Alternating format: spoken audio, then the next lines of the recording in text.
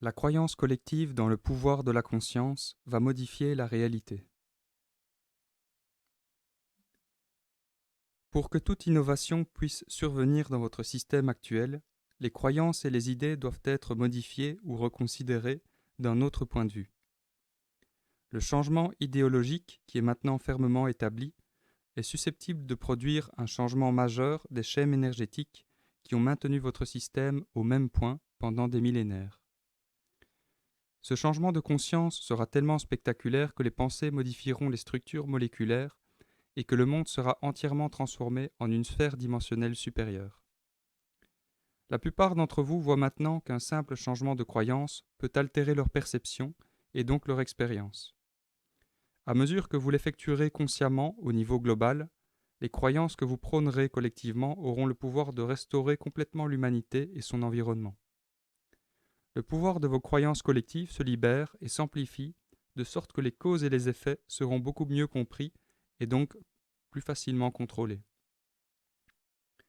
Encore une fois, nous soulignons que cela n'est possible que dans un état de vibration accrue. À mesure que vous modifierez vos croyances fondamentales quant à l'énergie, quant aux pensées et quant à la matière, et que vous améliorerez votre capacité d'élever ces vibrations, vous augmenterez votre aptitude inhérente à manipuler l'énergie au niveau de la conscience. C'est à ce niveau central de création que la réalité dimensionnelle se modifie. Le proverbe qui dit que l'on peut réaliser ce à quoi l'on croit revêtira sa véritable signification lorsque vous aurez modifié votre conscience à son niveau le plus profond. Votre croyance en l'énergie de la conscience sera la base de votre transformation et de votre évolution. C'est cette force qui alimente votre élan. L'éventuelle certitude collective quant au pouvoir que possède la conscience de commander au système énergétique suscitera des changements dimensionnels qui se révéleront dans la conscience personnelle et dans la conscience de masse qui s'éveille de plus en plus à ce qui était antérieurement inconnu et invisible. De nouvelles relations s'établiront avec des êtres et des formes énergétiques d'autres dimensions. Les frontières qui séparent les mondes seront de moins en moins précises. Ce seul fait mènera à une meilleure connaissance de l'énergie vitale et favorisera encore plus votre développement. À mesure que vous repousserez les limites de votre conscience éveillée, il vous en sera révélé davantage et vous vous rapprocherez de l'octave dimensionnelle suivante.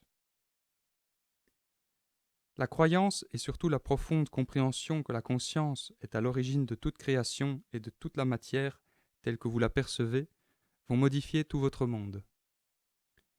Tout d'abord, il y aura l'acceptation de cette réalité.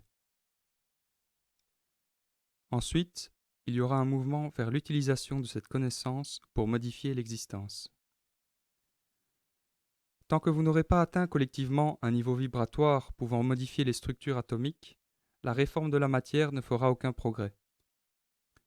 Cependant, lorsque vous aurez développé l'importance de l'intention germinatrice à l'intérieur de votre pensée consciente, vous serez en mesure de remodeler la structure moléculaire et de modifier votre monde à partir du niveau atomique.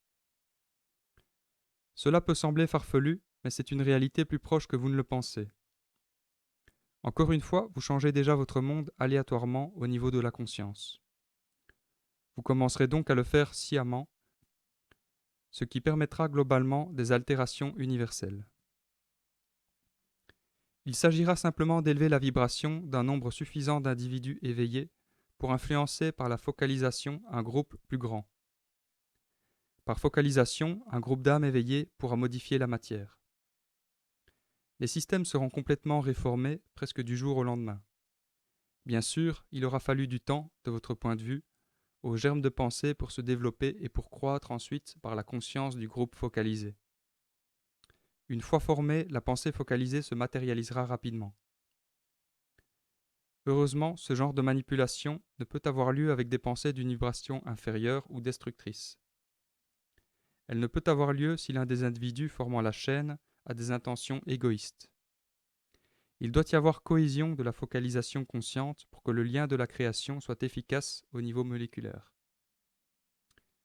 C'est là l'impressionnante sécurité intrinsèque de la création.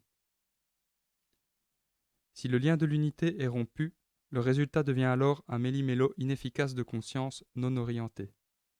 Autrement dit, le but ne sera pas atteint, sans la haute intention collective de former un résultat unifié pour le bénéfice de tous ceux qui sont concernés.